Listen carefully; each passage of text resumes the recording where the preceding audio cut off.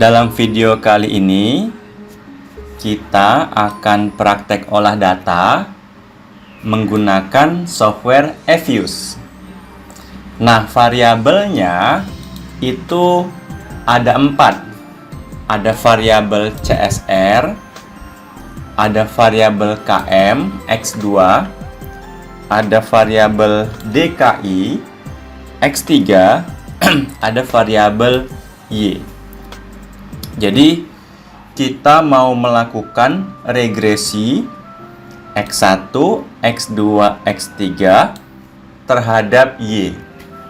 Nah, ini dia alur analisis datanya yang mau kita praktekkan. Kita bakal nyari, kita mulai dari uji asumsi klasik aja. Kita mau nyari nanti uji asumsi klasik, ada normalitas, multicol, hetero, autokorelasi, dan seterusnya. Nah, jadi ini hasilnya ya, udah saya buat, akan kita praktekkan. Kita lihat langsung dari data Excel-nya. Ini dia. Jadi ini datanya itu, ini nama perusahaannya. Perusahaannya itu ada 13 perusahaan ya. Perusahaan pertama itu Adi, perusahaan kedua Bali, perusahaan ketiga Isat, sampai perusahaan ke-13 KEEN. Ya, itu dia. Nah, kemudian tahunnya itu dari tahun 2020 sampai 2024. Jadi dia diamati 1, 2, 3, 4, 5. Dia diamati 5 tahun.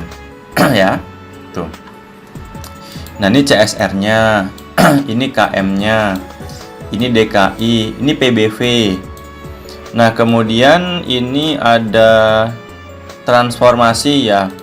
Ini len PBV. Berarti data PBV-nya ditransformasi dengan pendekatan rumus logaritma natural. Itu kenapa ditransformasi? Alasannya karena nanti saat praktek dia nggak lolos, uji asumsi normalitasnya nggak lolos. Jadi saya coba transformasi dengan pendekatan logaritma natural. Nah, ketika sudah ditransformasi, ternyata dia juga nggak normal. Kemudian saya transformasi dengan pendekatan square root PBV. Jadi memang yang ditransformasi itu dia Y-nya ya, Y-nya, endogennya, seperti itu. Karena kan nanti dia menghasilkan residual ya, seperti itu dia. Kemudian baru nanti saya menggunakan SQR dengan pendekatan square root juga tetap nggak normal. Nah, nanti saya menggunakan kombinasi N ini namanya bilangan acak normal. Itu nanti kegunaannya bakal dikombinasi dengan transformasi logaritma natural ln. Jadi lnn PBV itu transformasi logaritma natural normal, seperti itu. Nah, ketika menggunakan transformasi ini baru dia normal. Jadi kita mencari jenis transformasi apa yang bisa meloloskan uji asumsi klasik. Nah, itu yang susah. Nah, sekarang kita coba praktekkan ya. Kita jalankan eFuse-nya dulu. Di sini saya menggunakan eFuse versi 10. Mau pakai versi berapa aja bebas ya. Hasilnya sama aja kok, nggak ada beda. Kemudian kita pilih quick ya. Pertama kita lihat dulu jumlah baris datanya ada 65 baris ya. Jumlah baris datanya ada 65 baris. Jadi pilih file, new, work file. Di sini pilih unstructured. Nah, di sini bagian observation-nya ketik 65. Ada 65 baris. Oke. Nah, di sini teman-teman kemudian pilih quick ya, kemudian pilih empty group. Nah, sekarang kita pindahkan ya datanya dari sini ya. Ini kita pindahkan. datanya. Nah, ini kita pindahkan ke sini. Nah, di atas ini klik kanan, paste. Nah, itu dia. Ya. Jangan lupa bolehlah di save datanya, save. Kita bisa aja simpannya di D misalkan D. Ini misalkan regresi untuk uji asumsi klasik. Kita simpan di D kan.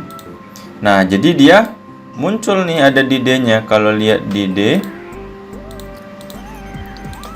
Nah, ini kan udah berhasil di save. Itu dia. Nah, sekarang kita mau isi di bawah aja ya.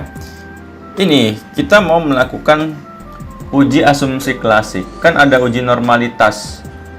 Uji normalitas sebelum data transformasi. Jadi kalau mau regres ya, pilih quick estimate equation. Y-nya dulu ya, baru Y-nya itu kan PBV Y-nya. Baru masukkan X-nya, CSR, KM sama DKI. Jangan lupa masukkan konstantanya. Jadi ini PBV Y-nya, memang aturan gitu Y-nya dulu kan. CSR, KM, DKI itu X-nya, baru konstantanya, C konstanta. Pilih OK. Nah, kita cek uji normalitasnya nih. Ya. Nah, dia nggak normal nih. Nilai probability-nya 0,00000. Ada di sini kan? Di hasilnya di lampiran. Nih. Karena nilai probability-nya 0,00000 lebih kecil daripada 0,05, berarti datanya belum lolos asumsi normalitas. Nah, kemudian kita pakai yang transformasi. Tadi kan ada data transformasi yang LN ya, pakai rumus LN nih. Ya coba kita regres ya. Pilih quick ya. Pilih estimate equation LN PBV ya kan. Kemudian X-nya tadi ada X1-nya ada CSR, ada KM sama DKI sama konstanta. Nah, ini dia. Sekarang kita pakai yang LN ya. Normal nggak dia? Pilih OK. Ya, yes. Kemudian kita cek uji normalitasnya. Ini dia. Nah, ternyata kalau pakai transformasi yang LN PBV juga nggak normal. 0,001212. Masih lebih kecil daripada 0,05. Berarti transformasi logaritma natural LN itu belum berhasil untuk meloloskan asumsi normalitas. Nah, sekarang kita pakai transformasi yang SQRT coba. Jadi di sini pilih quick estimate equation SQRT dari PBV-nya, Y-nya dulu baru CSR, KM sama DKI baru konstanta ya. Kita pakai yang SQRT. Kemudian pilih OK. Yes. Kemudian cek lagi uji normalitasnya. Nah, nggak normal juga. Transformasi SQRT juga belum normal. Prop-nya 0,00000. Nah, ini yang SQRT. Nah, harapan terakhir ya. Harapan terakhir kita pakai transformasi yang ini. Nah, ini dia. Semoga normal. Kombinasi transformasi logaritma natural normal. Itu dia. Coba ya. Sekarang pilih quick estimate LNN PBV ya kan. CSR apa tadi? Variabel X2-nya KM sama DKI. Sama konstanta jangan lupa ya. Enter, yes. Baru uji normalitasnya. Nah, dia. Nah, udah normal. Tuh. Nilai probability-nya 0,399290. Kan lebih besar daripada 0,05. Nah, ini kan. Berarti asumsi normalitas terpenuhi. Nah, ini udah ada di hasilnya. Ini kan. Nah, ini kalimatnya kan. Nah, berarti dia udah lolos asumsi normalitas. Nah, itu dia. Nah, sekarang kita mau uji multikolinearitas. Caranya itu pilih view, koefisien nih, variance inflection factor. Nah, kita lihat nilai di kolom center VIF. Ini dia. VIF CSR 1,059, VIF KM 1,024933, VIF DKI. Ya, ini VIF-nya. Tuh hasilnya ada di sini. Ini dia VIF-nya kan. Tuh. Dan kita lihat dibuat rapi. Nah, ini dia. Udah ditulis rapi. Tuh. Nah, dikatakan lolos tidak terdapat permasalahan multicol kalau VIF-nya di bawah 10. Ya, ini VIF-nya udah di bawah 10 semuanya. VIF CSR 1,05. VIF KM 1,02. VIF DKI 1,04. Semua nilai VIF-nya sudah di bawah 10, berarti tidak terjadi permasalahan multikolinearitas. Ya, ada aman. Oke. Nah, sekarang uji autokorelasi. Sebenarnya autokorelasi tinggal pilih aja estimate. Ya, regresnya sama, pakai Y-nya lnn PBV. Nih ya. Nah, kemudian klik OK. Nah, kita lihat Durbin Watson-nya ini untuk uji autokorelasi. 2,009577. Ini ada di sini. Nah, ini dia. Ya. Tuh. Kemudian saya buat di sini. Nah, ini dia. Nilai Durbin Watson-nya 2,009577. Nah, dia dikatakan tidak terjadi autokorelasi kalau nilai Durbin Watson-nya berada di dalam rentang, berada di dalam interval dari 1 sampai 3. Artinya aman. Artinya tidak terjadi permasalahan autokorelasi. Ya, karena kan nilai Durbin Watson-nya kan 2,009, 2, kan itu berada dalam rentang interval dari 1 sampai 3. Ya, berarti tidak terjadi autokorelasi. Tidak terjadi permasalahan autokorelasi. Itu dia. Kemudian kita lakukan uji heteroskedastisitas. Langsung aja bisa dari sini. Pilih view, residual, ini dia, heteroskedasticity test. Nah, kita menggunakan uji hetero namanya Breus-Pagan. Pilih OK ya. Ini dia kan, pakai uji Breus-Pagan.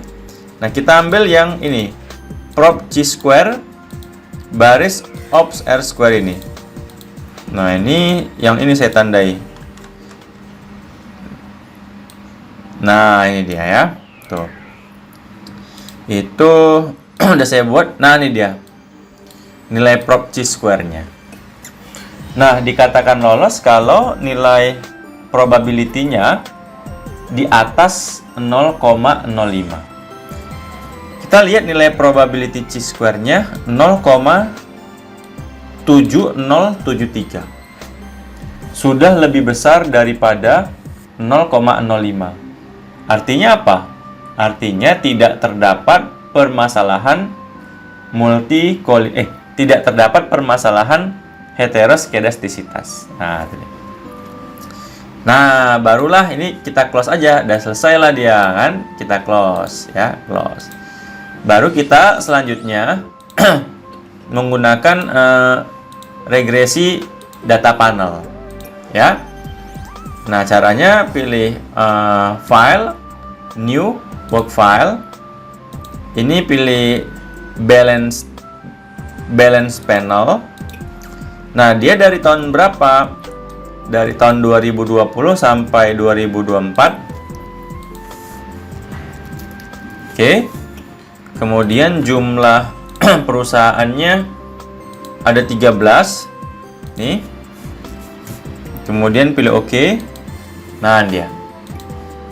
Kemudian pilih Quick, pilih Empty Group. Nah, seperti tadi kita copy datanya ya.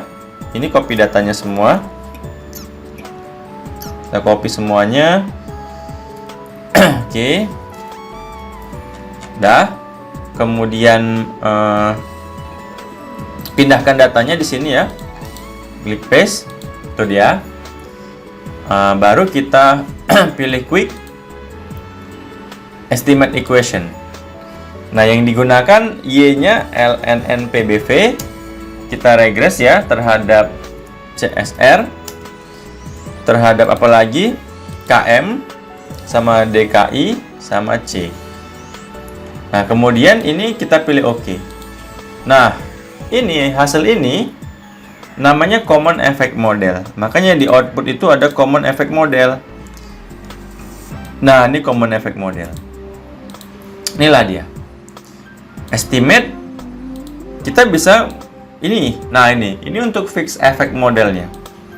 Ini fix. Nah, ini hasil fixed effect model. Di lampiran ada nih fixed effect model. Ini dia. Kemudian ada namanya random effect model. Nah, random effect model estimate. Nah, ini random effect model.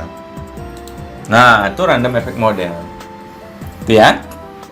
Nah, tapi tahap pertama itu kita harus melakukan uji pemilihan model menggunakan uji Chow.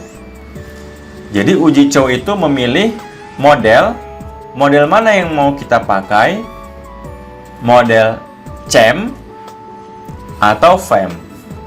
Nah, caranya pertama kita estimate, kita pilih dulu yang fix ya, fix. Oke. Nah, kemudian lakukan uji Chow, view, fix. Nah, nama lain uji Chow itu ini dia. Redundant fixed effect ya, likelihood ratio uji Chow. Nah, ini hasilnya nih.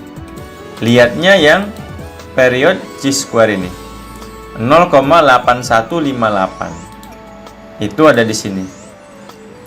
Di sini. Nah, ini dia, udah saya warnakan. Nah, karena nilainya lebih besar ya daripada 0,05, dia kalau nilai probability-nya lebih besar daripada 0,05, model yang terpilih CHEM. Tapi kalau nilai prob-nya lebih kecil daripada 0,05, model yang terpilih FEM. Nah, di sini nilai prob-nya 0,8158. Dia lebih besar daripada 0,05. Berarti model yang terpilih CHEM. Nah, tapi kita lanjut lagi. Tadi kan uji Chow. Lanjut lagi pakai uji Hausman.